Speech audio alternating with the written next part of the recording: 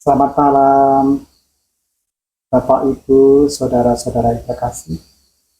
Semoga perbincangan ini bermanfaat untuk semua orang yang memerlukan. Selamat malam, Mbak Yeni. Selamat malam, Mas Hari. Malam ini kami ingin bincang-bincang tentang masalah kesehatan mental. Saya perkenalkan, saya Wahyu Winarno sebagai pendiri Meta Bawana. Di dalam Meta Bawana ada banyak hal pelatihan yang sering kami lakukan, adalah salah satunya meditasi. Jadi kami merupakan salah satu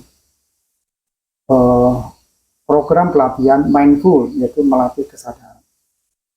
Monggo Mbak Yeni ini sebagai narasumber yang ingin menceritakan pengalamannya tentang anxiety, ya Pak. Yeah. Oke, ini Mas Hari, seorang psikologi.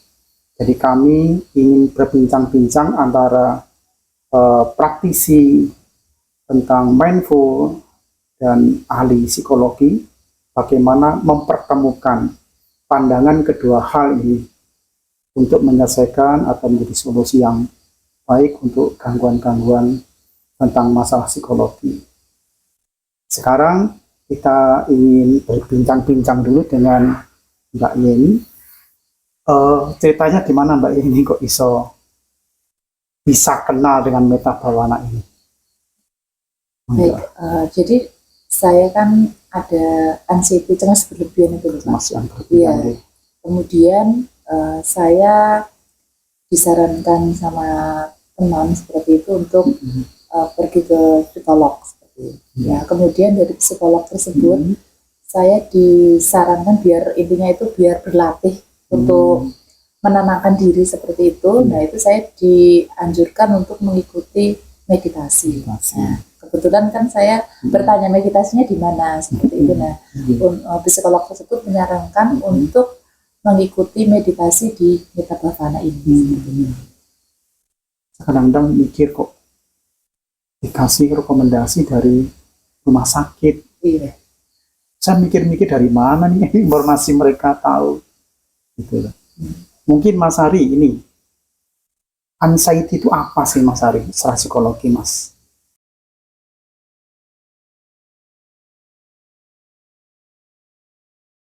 Oke, terima kasih Mas Wahyu. Anxiety itu kan salah satu gangguan psikologis ya, yang kita tahu yang disebabkan oleh kecemasan. Nah, kecemasan ini setiap orang itu dianugerahi sebetulnya. Awalnya kecemasan itu sesuatu yang wajar ketika itu tidak mengganggu aktivitas. Karena dengan kecemasan sebetulnya itu program otak kita untuk waspada dari sesuatu yang mungkin itu terjadi untuk melukai kita. Gitu. Secara psikologis seperti itu. Tetapi kemudian muncul sebagai kecemasan yang berlebih, maka dinamakan anxiety. Nah, anxiety ini sendiri kemudian mengganggu kehidupan biasanya. Sedikit-sedikit cemas. Anxiety juga ada beberapa golongan. Gitu. Bisa dia dikatakan sebagai cemas berlebih. Jadi apapun itu bisa menyebabkan kecemasan. Nah, tapi ada juga anxiety pada kasus-kasus tertentu, misalnya hanya pada ketika mau bicara di depan umum, misalnya, atau ada di ruangan tertentu yang nanti munculnya adalah sebuah fobia atau gangguan psikologis yang lain. Nah, umumnya yang terjadi adalah anxiety, itu adalah kecemasan menyeluruh yang menyebabkan akhirnya orang terganggu, gitu, aktivitasnya terganggu, gak nyaman pasti ya Mbak, gak nyaman, deg-degan terus, pikirannya pasti kenceng, yang belum terjadi pasti dipikirkan, gitu. Kalau mau memulai sesuatu langsung sudah curiga, gitu. Nah, ini kalau bisa menjadi parah, Mas, gitu, bisa menjadi parah, itu kemudian akan memunculkan depresi biasanya. Gitu, sampai depresi. Nah, depresi ini yang nanti Kalau semakin parah depresinya menjadi depresi berat, maka biasanya akan muncul halusinasi, sudah paham. Dan bahkan yang dikhawatirkan itu adalah ketika seseorang dari anxiety, depresi, kemudian muncul ide bunuh diri. Itu yang sering terjadi. Nah, saya nggak tahu Mbak Yeni apakah sudah sampai ke sana gitu, karena beberapa kasus yang saya tangani itu sampai ke sana gitu, sampai sudah mengurung diri di rumah, nggak berani ketemu orang. Kalau ketemu orang nanti curiga, jangan-jangan aku diomong kayak gitu. Itu biasanya yang secara psikologis itu sering terjadi, dinamikanya seperti itu. Gimana Mbak Yeni, pengalaman Mbak Yeni? Iya, sudah muncul. Sudah muncul. Jadi saya rasanya pengen mati itu loh Pak. Jadi takut dengan kematian itu, saya merasa takut seperti itu. Terus terang saya takut. Jadi pengennya mendekatkan diri sama Allah seperti itu. Dan juga memang benar, saya ingin rasanya pengen mati, pengen bunuh diri itu memang ada dorongan itu. Tetapi saya kayak berlawanan dengan hati. Ya. Jadi saya nggak pengen gitu. Tapi kayak otak sama hati itu berlawanan gitu Pak. Jadi memang sudah ada muncul rasa ingin bunuh diri, tapi kalau halusinasi alhamdulillah tidak. Tapi kalau rasa ingin bunuh diri memang ada gitu. Jadi saya terus takut jika nanti naik tangga itu ya, saya takut nanti tiba-tiba saya loncat apa itu sudah ada timbul seperti itu. Ada dorongan dari dalam segitu. Iya, seperti itu. Tapi untung masih ada iman Mbak Yeni. Iya. Jadi saya jadi kayak ada tolak belakang dengan hati itu loh Pak. Jadi kayak berlawanan itu. Jadi saya melawan itu. Tapi dengan itu tadi, karena melawan jadi terus di otak jadi nggak sinkron lah intinya seperti itu. Jadi itu sangat mengganggu. Mbak Yeni ingat sejarah awal terbentuknya sebuah kecemasan berlebihan ini dari mana sih Mbak sebenarnya? Itu tuh sebenarnya banyak sekali ya faktor-faktor. Jadi saya itu punya benci sama seseorang tapi saya pendam seperti itu. Jadi tidak berani mengungkapkan seperti itu karena memang sebenarnya saya bisa melawan, tapi karena keadaan jadi saya menahan gitu loh Pak. Sehingga saya ingin mengungkapkan itu tuh nggak ada yang nggak aja untuk sharing, bicara seperti itu tidak ada gitu.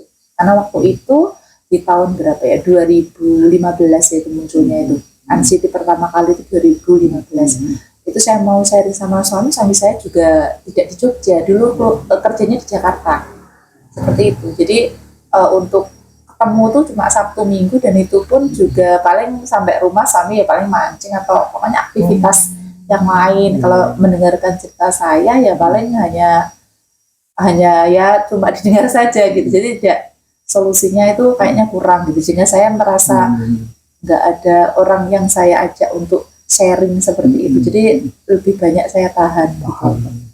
Terus kemudian karena itu memuncak ya Pak ya, karena itu terus waktu itu saya kuliah S2 juga, dan itu waktu itu 2012 saya sedang tesis, sehingga masalah itu kayak tertumpuk gitu loh.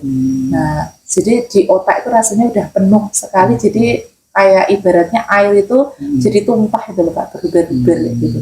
Seperti itu rasanya. Pertama kali itu kena anxiety itu, terus kemudian saya mulai bangkit itu hanya 6 bulan. Saya mulai bangkit kembali karena memang tesis saya sudah selesai. Nah, tapi sebenarnya masalah itu belum selesai gitu. Tapi sudah mengurangi. Tapi belum hilang total, itu sebenarnya belum. Terus kemudian kambuh lagi itu 2018 awal Januari itu yang besar-besar, maksudnya itu sangat besar itu. Daripada yang 2015 itu lebih parah yang 2018. Sampai saya itu kalau pergi-pergi itu tidak berani sendiri.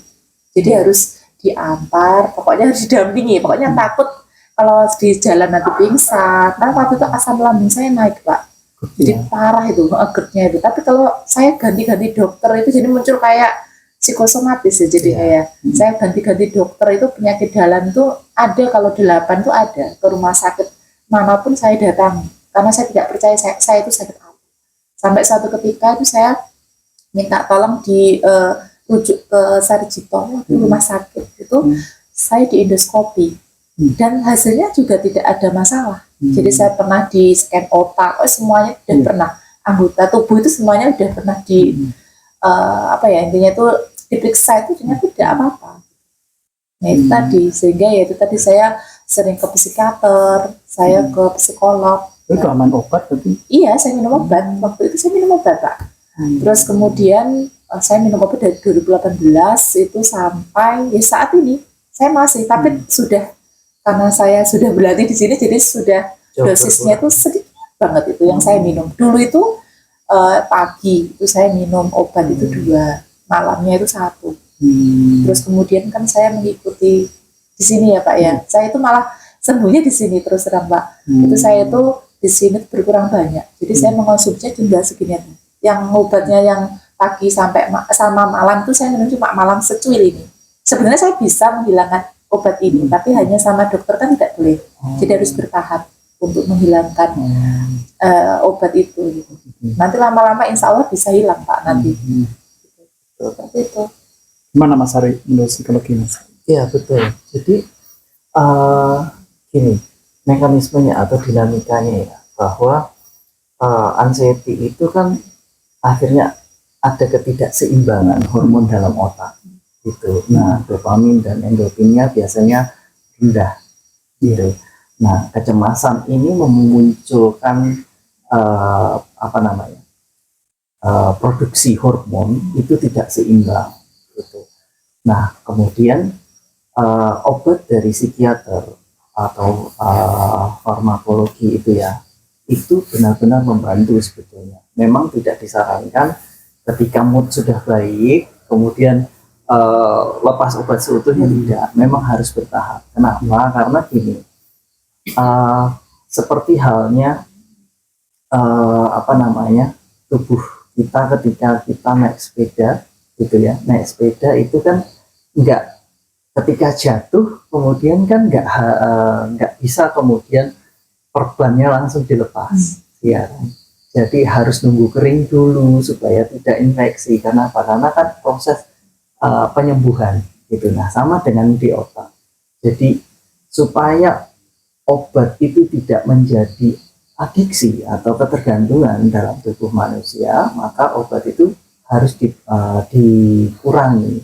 Nah, obat sendiri ini memang untuk memicu supaya keseimbangan hormon tadi itu berfungsi dengan normal gitu. Karena tadi yang dibilang bahwa anxiety itu gak seimbang hormonnya yang ada di otak itu gak seimbang gitu. Nah, kemudian supaya nggak adiksi tadi memang harus pelan-pelan supaya produksinya itu tidak lagi tergantung dengan obat tetapi sudah alami gitu. Karena memang pada dasarnya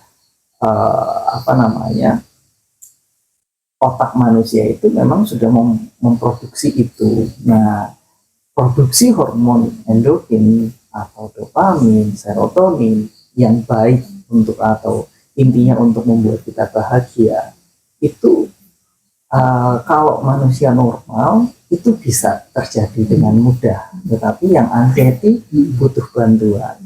Nah, butuh latihan sebetulnya Mas, memang betul butuh latihan. Nah, salah satu latihannya itu adalah latihan spiritual, olahraga, dan yang kemudian ada meditasi, gitu, meditasi mindfulness. Itu butuh.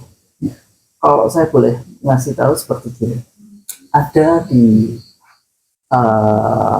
jurnal Science New World dari salah satu peneliti gitu ya, Robert Wex, itu mengatakan gini, bahwa meditasi mindfulness itu membantu seseorang atau membantu manusia modern katanya gitu untuk memperoleh ketenangan, kreativitas, untuk mengurangi kecemasan, untuk mendapatkan peningkatan spiritual gitu. Itu sains dari benar-benar Robert Wex ini memang orang neuroscience gitu, dan itu sudah diteliti, itu benar banget.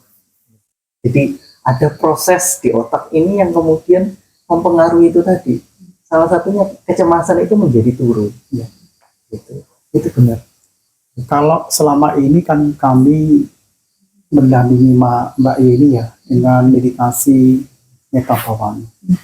Metta bhavana itu menekankan bagaimana mengasihi diri sendiri. dan menciptakan suasana rileks, tidak menghakimi, lalu tidak mengembangkan persepsi apapun atas yang dialami. Jadi menerima dengan kasih, mencintai diri kita, karena yang tahu kita itu ya kita.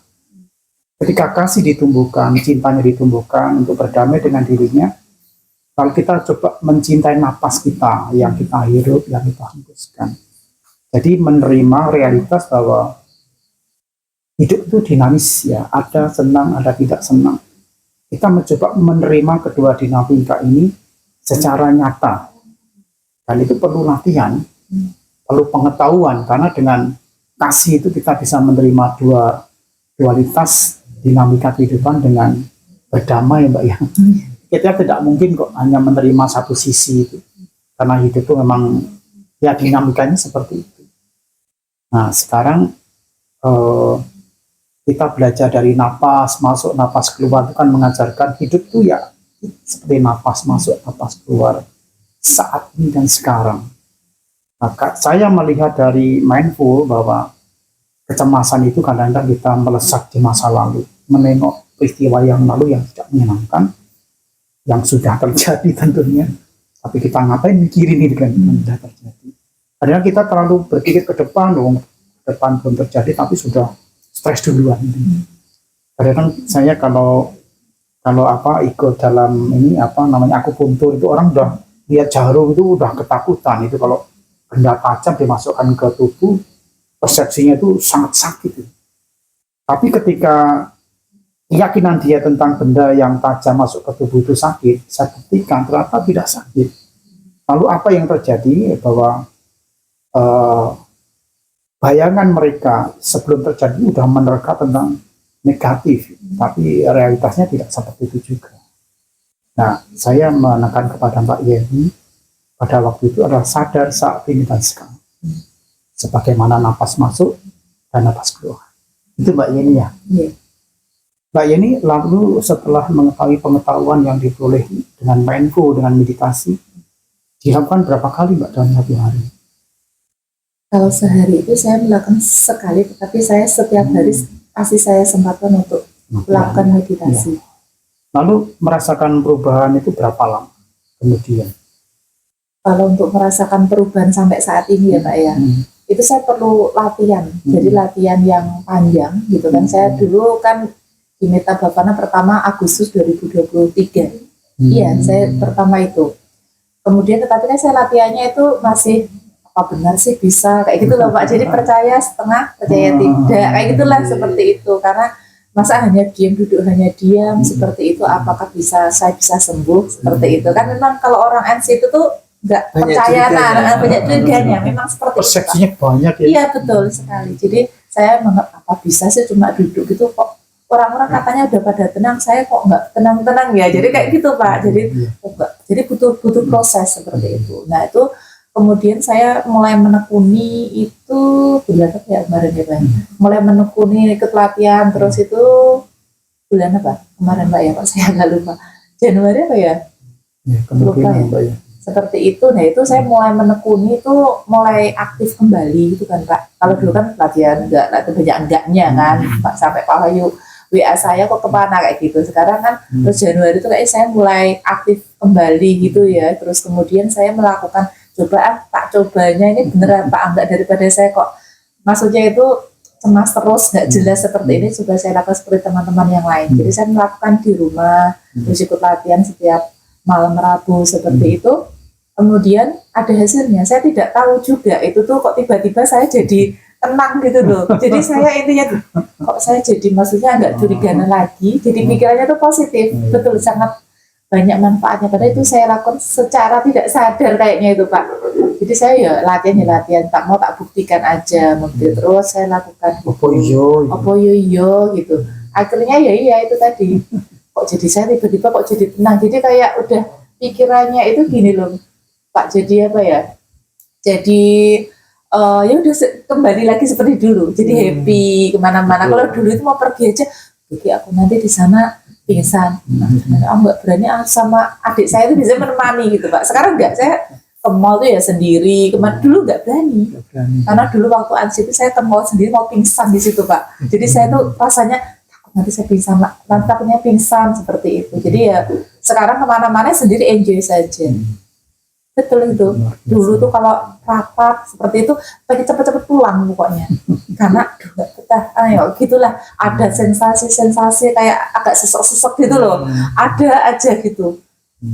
Iya betul. Terus sekarang enggak, biasa saja, mau lama tuh nggak masalah, dari pagi sampai malam apa tuh nggak masalah gitu. Kemana-mana lucunya itu Pak, kalau dulu bawa nasi. Takut kalau nanti Takut lapar. iya, itu ada loh. Saya sampai bawa nasi kemana-mana itu. Tapi nggak tahu sekarang udah enggak, hilang sendiri itu.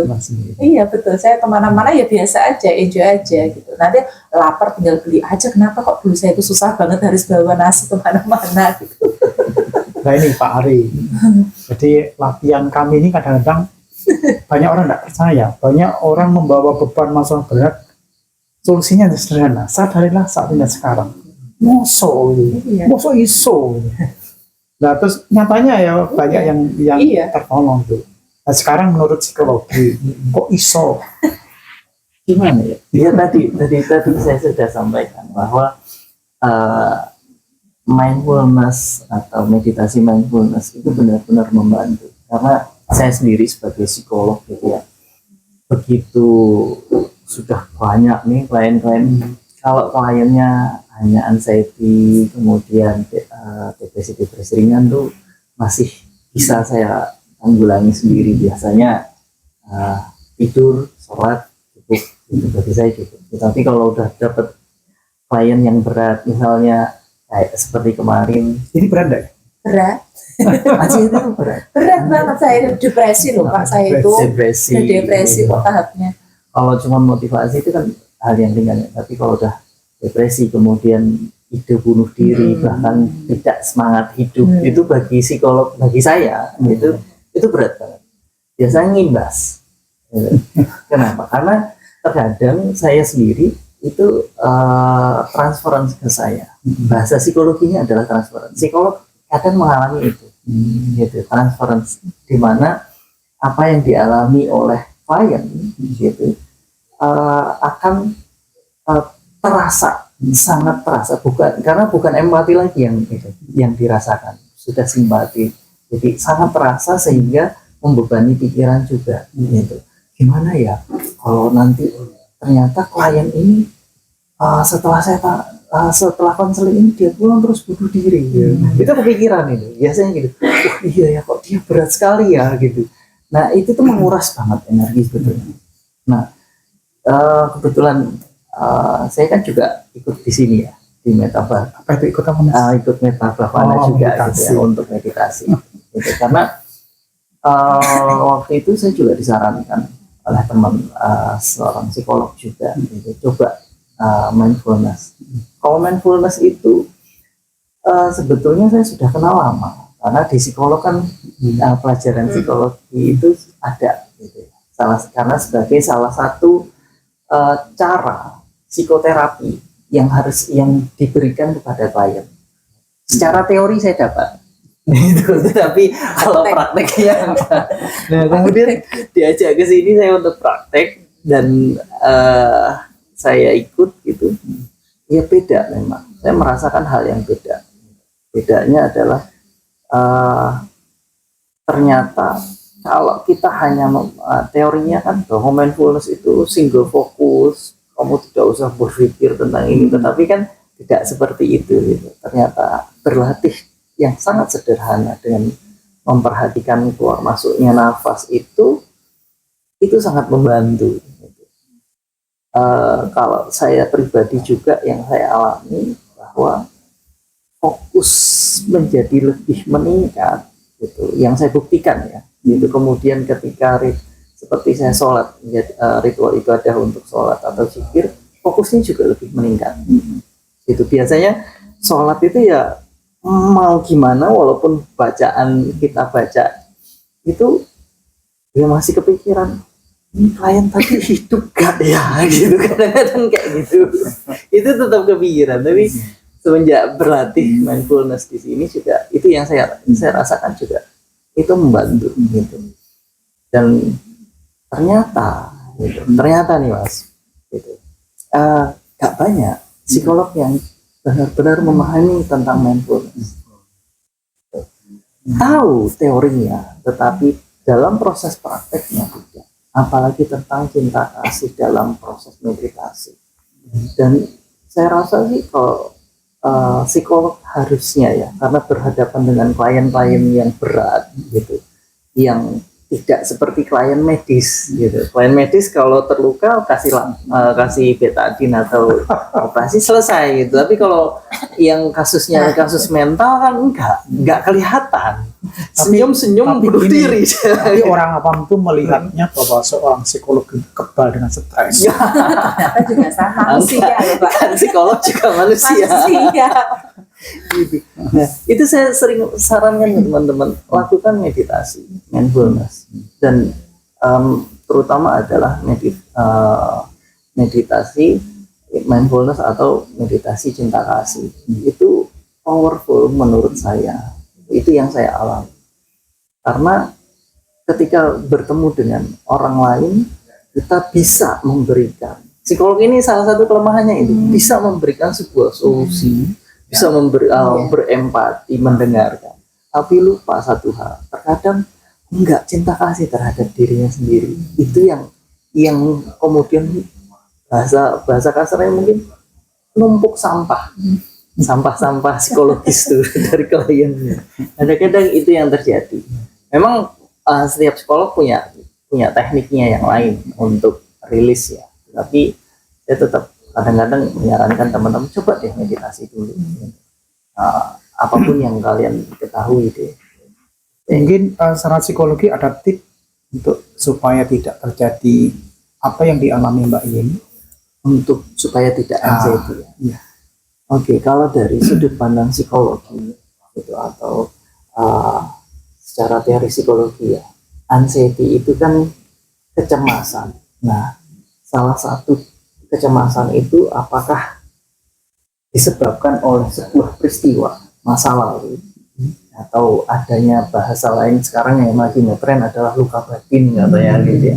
Luka batin atau inner child Iya, gitu, yang terluka gitu bahasa lain Atau disembuhkan seperti itu. padahal sebetulnya itu adalah pengalaman sebetulnya gitu. Pengalaman yang tidak menyenangkan gitu, yang kemudian secara emosional belum rilis gitu. Nah itu kan menyebabkan ketika memandang sebuah peristiwa yang hampir sama itu munculnya ketakutan gitu, bahwa jangan-jangan itu terulang. Nah, mekanisme otak manusia itu selalu akan melindungi manusia sebetulnya. Ketika ada yang menurut pengalamannya di belakang, oh ini bakal kayak gini, bakal mirip. Walaupun kadang-kadang saking pinternya otak manusia itu ya, itu ya nggak mirip aja dimirip-miripin. Gitu. Sehingga antara kebenaran dengan kebenaran semu gitu, yang artinya yang sebetulnya nggak mirip sama sekali itu dianggap mirip. Kemudian muncul bahwa jangan-jangan itu nanti beneran kejadian. Gitu. Nah dikuatkan dengan emosi masa lalu yang belum selesai ini. Gitu. Luka-luka tentang perasaan atau peristiwa-peristiwa masa lalu yang masih mengandung emosional, marah, sedih, kecewa itu yang masih gitu. Nah itu dikuatkan yang kemudian muncullah kecemasan. Nah saya menyarankan adalah biasanya untuk kecemasan yang ringan, saya selalu minta ke teman-teman klien itu, saya bilang coba buktikan dulu. Jangan-jangan kamu itu adalah defense mechanism atau pertahanan dirimu untuk mencegah kamu dari melakukan sebuah kesalahan supaya kamu nggak terluka. Coba buktikan. Tetapi ketika mencoba membuktikan ternyata tidak berhasil, tetap muncul cemas yang lain. Nah ini yang harus dilakukan adalah kembali fokus. Gitu. Yang saya sampaikan adalah kembali fokus pada saat ini, apa yang bisa kamu lakukan. Nah, ini sama dengan mindfulness tadi, gitu. Here and now, gitu. Orang-orang yang mengalami kecemasan itu pikiran dan perasaannya tidak di sini. Biasanya di masa lalu atau di masa depan tadi itu kira-kira. Nah itu yang sering saya kasih mereka teman-teman yang mengalami anxiety. Jadi antara meditasi meta bhavana dengan psikologi sangat nyambung ya Pak. Karena memang jurnal-jurnal ilmiah itu mengatakan bukan hanya neuroscience ya, tapi jurnal psikologi itu banyak yang sudah membuktikan tentang meditasi dan bahkan dipecah dengan banyak hal. Ada focus meditation gitu, ada mindfulness, ada meditasi nafas dan lain-lain. Awareness kan tentang kesadaran gitu. Ada korelasinya juga kan. Kesadaran, betul. Gitu. Nah, mereka yang mengalami kecemasan itu kan nggak sadar sebenarnya, nggak sedang sadar. Itu memang susah banget itu loh. Ini kenapa sih kok otaknya kayak pokoknya nggak bisa. Jadi itu susah gitu loh. Gitu. Itu kira-kira. Oke, sekarang kesimpulannya Mbak Yeni dengan teman-teman di luar sana yang pernah mengalami seperti yang Mbak Yeni alami, apa yang mau sampaikan? Buat teman-teman yang seperti saya ya khususnya yang terkena anxiety dan menyebabkan psikosomatis seperti itu, seperti jantung berdebar, asam lambung seperti itu, kemudian rasanya pengen mati, jadi banyak sekali sensasinya ya seperti itu. Ya saya sudah pernah mengalami itu semua seperti itu. Nah pesan saya yaitu tadi, lakukanlah meditasi seperti itu, agar intinya itu jiwa kita itu bisa menjadi lebih tenang dan jiwa kita itu menjadi hati kita itu menjadi lebih tenang seperti itu. Lebih kekinian. Iya betul, lebih kekinian saat ini ya. Sehingga kita dilakukanlah meditasi seperti itu. Sempatkanlah sehari itu saja, misalkan hanya 20 menit seperti, tidak apa-apa, yang penting rutin. Itu Pak. Terima kasih Mbak Yeni. Terima kasih Pak Hari. Sama-sama. Terima kasih untuk Bapak, Ibu, dan saudara-saudara yang terkasih. Perbincangan tentang kesehatan mental yang kita paparkan tadi sudah bisa mewakili kebutuhan dari orang-orang yang mengalaminya. Semoga perbincangan ini bermanfaat. Terima kasih. Rahayu.